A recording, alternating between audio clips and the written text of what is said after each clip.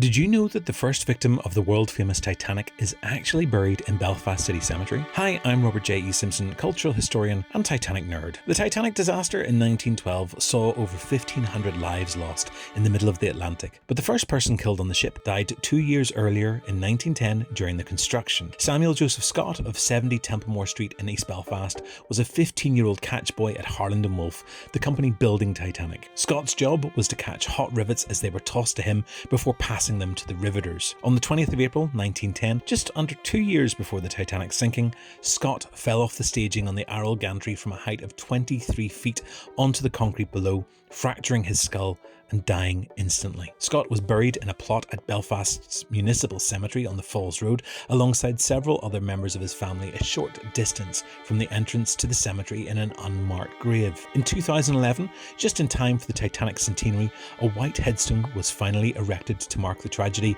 and the significance of the first loss of life connected to the ship. Have you been to visit Samuel's grave? Recent research by my friend, historian Jeanette Lunn, has raised questions about the identity of the boy in the grave. Let me know in the comments if you'd like to hear about that story, and I'll feature it in another video. I'm Robert J. Simpson. Don't forget to like, follow and share for more weird and interesting places and local histories.